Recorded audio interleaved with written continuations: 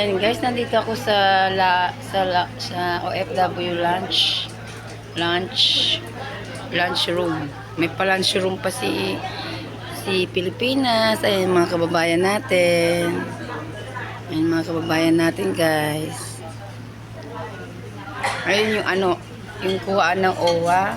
Tapos sa labas may kuhaan ng national ID.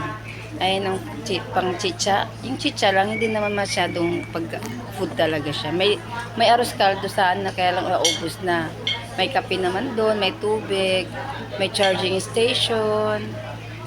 Ayan, ito may chicha parang corn beets at saka chichirya. Ayan, corn beets at saka chichirya, may candy.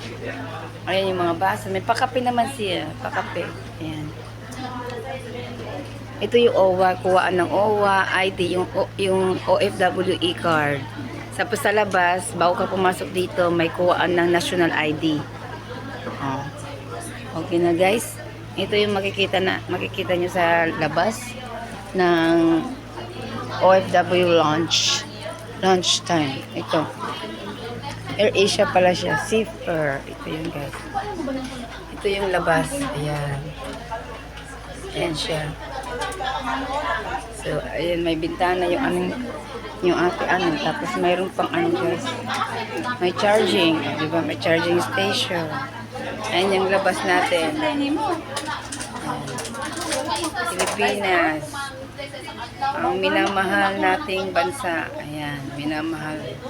Talagang kailangan mahalin kasi dito tayo galing. Wala tayong no choice. We have no choice kundi mahalin natin ang ating bansa. Okay guys, ayan na. Yung ating mga kapwa OFW. Ayan na. May pa-aircon para hindi mainitan tayo. Thank you. Kahit di nakakain ng arroz caldo, okay lang.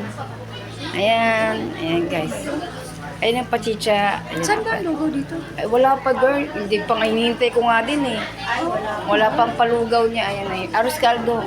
Saan na yung pain? Wala pa. Ayun pa. Niluluto pa siguro. Ayun ang pakape. Iba na yung pagkain. Wala na. Ito lang. Chicha. Corn beets, chichirya, candy, kape, water. Ito temporary out of service. May kape. Saan ka kumain? Ay, pareho tayo. Ay, ate, tawag ka. Say hi! And tapos, since nawala tayo, baka mamaya dumating yung arroz caldo natin. Diyan muna natin ilagay yung arroz caldo. Baka dumating si arroz caldo. Di ba?